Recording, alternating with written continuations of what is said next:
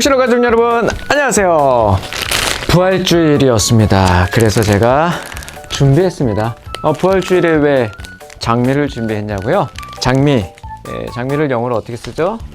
네, 로즈 쓰죠. 우리 예수님께서 일어나셨습니다. 죽음에서 사망 권세를 깨시고 다시 일어나셨습니다.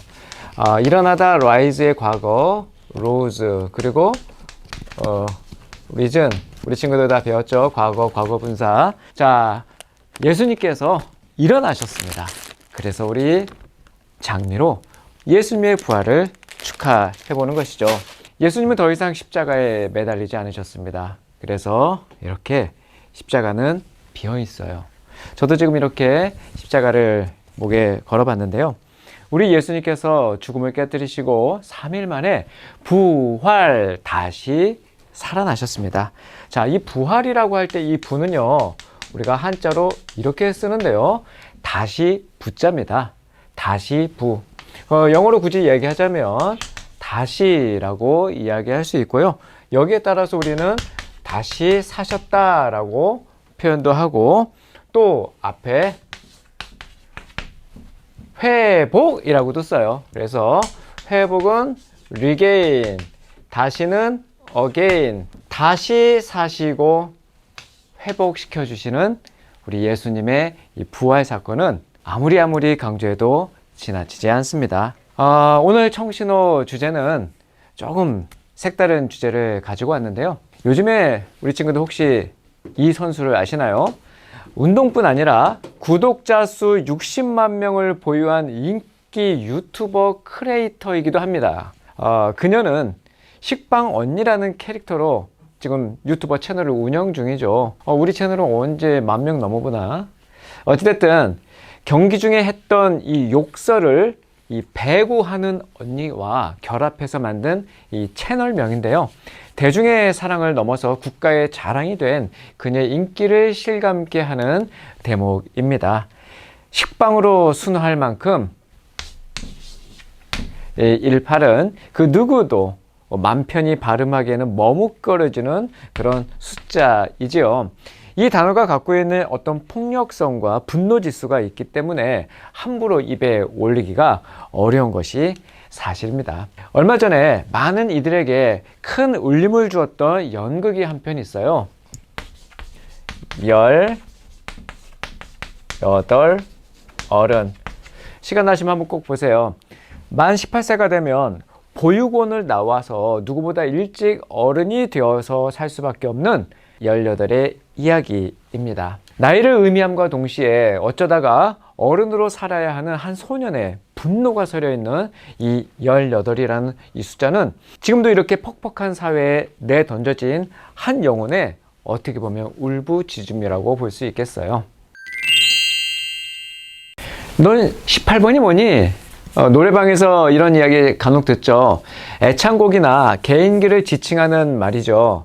자주 쓰는 이 18번이라는 단어는 사실 일본에서 건너온 말이에요. 17세기 무렵에 일본 가부키 배우 중에 이치가와 단주로라는 그 사람이 있었는데, 자신의 가문에서 내려오는 훌륭한 희곡 기회를 18가지로 간추리고 정리해서 가부키 18번이라고 부른 것입니다. 이 단주로 가문의 자랑스러운 18번인 만큼이나 자기 자신을 너무나도 자랑스러워하는 동물이 하나 있어요. 야생조류지만 토종 텃새인 꿩이 그 주인공입니다. 꿩.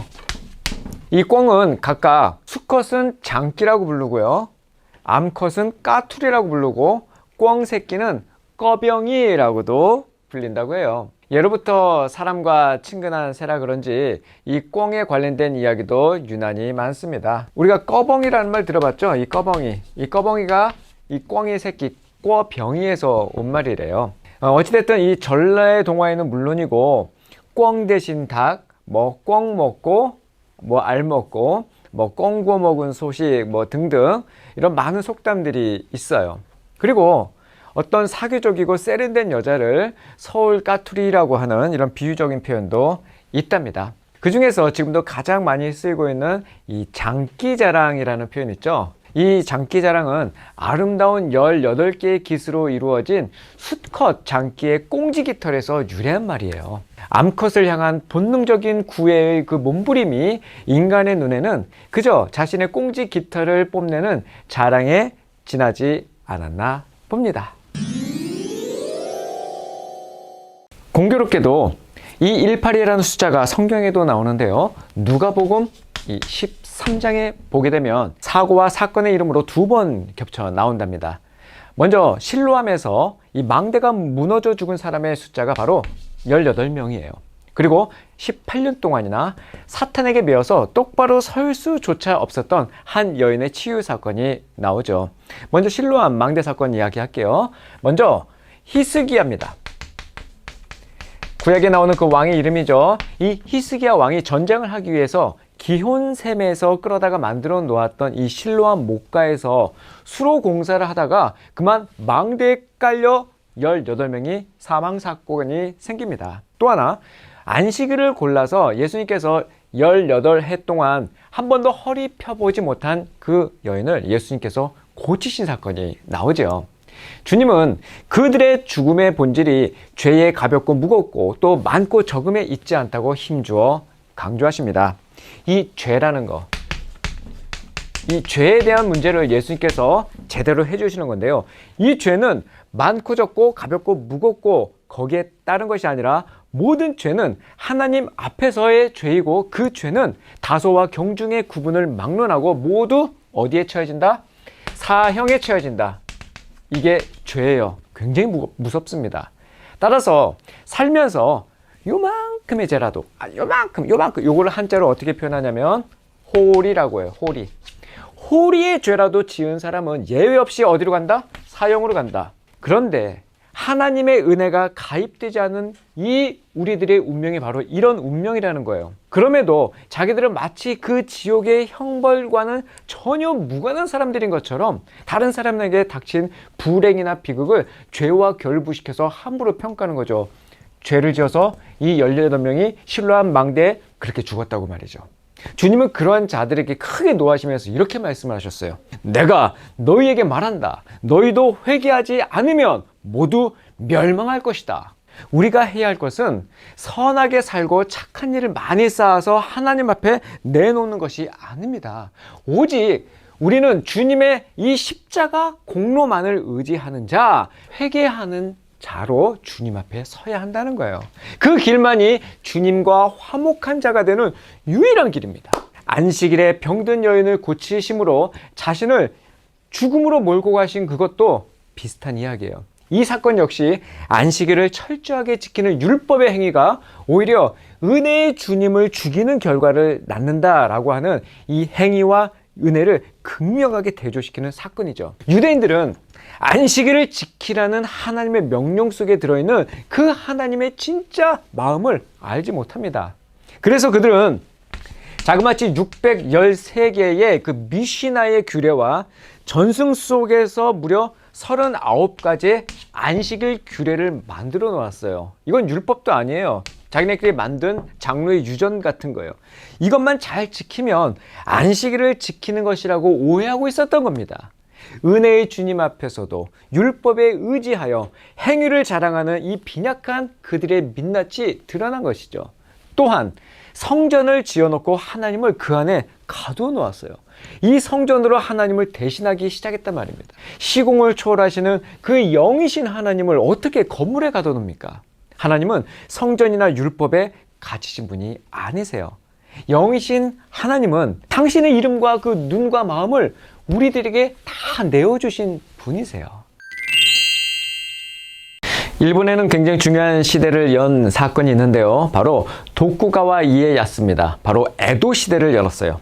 그가 이런 얘기를 했습니다. 인생은 무거운 짐을 지고 먼 길을 가는 것이다. 이게 바로 뭐다? 인생이다. 무거운 짐을 지고 먼 길을 가는 것이다. 과연 그럴까요? 먼 길을 가기 위해서는 험한 산도 넘고 깊은 물도 여러 번 건너야 합니다. 때론 진흙탕에 엎어지기도 하고 가시밭길에 상처를 입기도 하죠. 그래서 우리에겐 그것이 무거운 짐으로 느껴집니다. 그러나 우리에게 필요한 것은 강력한 힘이에요. 힘. 짐과 힘. 수고하고 무거운 짐은 주님께 가져다 내려놓아야 할 것입니다. 그러면 그분은 쉼을 주시고 힘을 주세요. 그래서 우리는 이렇게 고백할 수 있습니다. 오직 나의 힘은 그분을 찬송하는 것이다. 나의 힘은 그분을 찬송하는 것이다. 나는 오늘 무엇을 사랑하고 무엇을 자랑하고 있는가? 무엇을 힘삼아 오늘을 살아가고 있는가? 그를 사랑하는 자, 그를 자랑하게 될 것입니다. 출애굽기 15장 2절을 말씀드리고 오늘의 영상 마무리할게요. 여호와께서는 내 힘이시며 내 노래시며 내 구원이 되셨습니다. 주는 내 하나님이시니 내가 주를 찬양할 것입니다. 주는 내 아버지의 하나님이시니 내가 주를 높일 것입니다. 다음 시간에 만나요.